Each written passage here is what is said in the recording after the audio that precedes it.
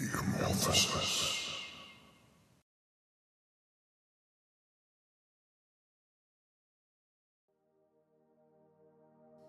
So here we are at the end. If you're still with me, it's fantastic.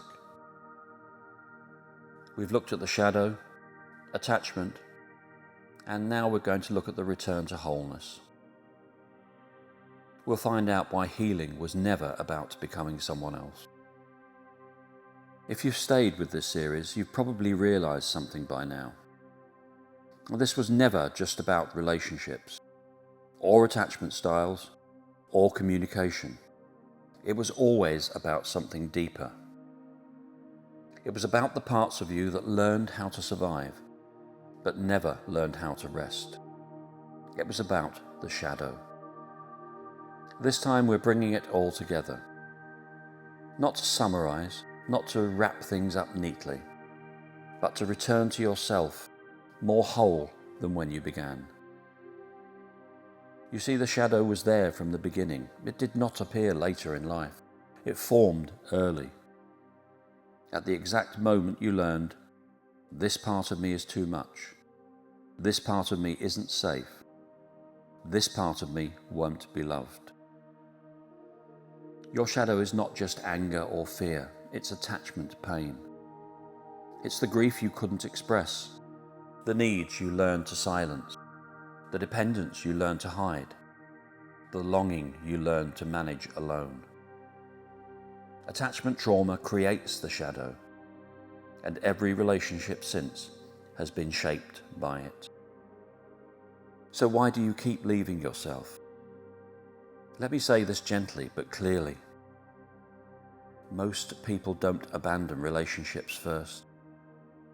They abandon themselves. They override their needs to keep peace.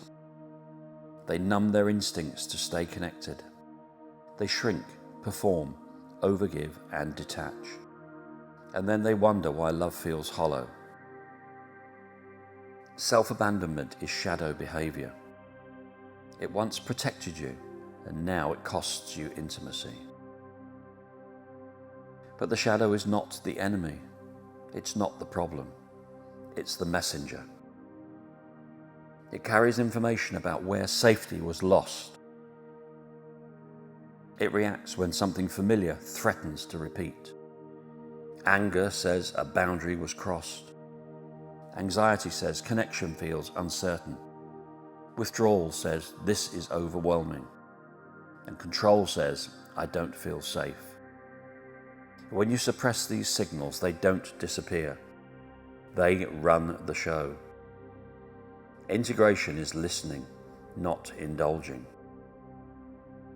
And attachment trauma is the shadow's blueprint. Your attachment style is not who you are, it's how your shadow learned to relate. Anxious attachment learned, stay close or lose everything. Avoidant attachment learned, need less or get hurt. And disorganized attachment learned, love is danger. But these are not flaws, they are adaptations. But adaptations must be updated or they become prisons. But you might ask yourself, why does healing feel like loss? Well, that's because it's not just gaining new skills, it's losing old identities. The fixer, the strong one, the easy one, or the self-sufficient one. These roles once kept you connected. Letting them go can feel like death. Not because they were healthy, but because they were known. And this is why people resist healing. Not because they don't want peace, but because peace requires grief. And regulation is shadow work in the body. When you regulate your nervous system, you are doing shadow work. You are telling the parts of you that learned panic, you don't have to scream to be heard. You're telling the parts of you that learned numbness, you don't have to disappear to be safe. A regulation is not self-soothing fluff. It's self-trust rebuilt at the nervous system level. And secure attachment is an integrated shadow. Secure attachment is not perfection, it is integration. It's the ability to feel fear without obeying it, to feel anger without acting it out, to feel need without shame, and to stay present without self-betrayal. All of that is shadow integration in real time. And when the shadow is integrated, relationships change. Not because others change first, but because you do. You stop seeking completion. You stop reenacting childhood wounds. You stop confusing intensity with intimacy. You become available. And availability is the rarest form of love. You see, you were never too much. And you have to let this land fully and firmly. You were not too emotional. You were not too needy. You were not too sensitive. You were just unheld. Your shadow formed where support ended. Integration is not fixing that part of you, it's bringing it home. But wholeness does not mean you never get triggered again. It simply means you don't disappear when you do. It means you can say, this is old, and I'm here now. Wholeness is staying. So if there's one thing I hope you take from this entire series, it's this.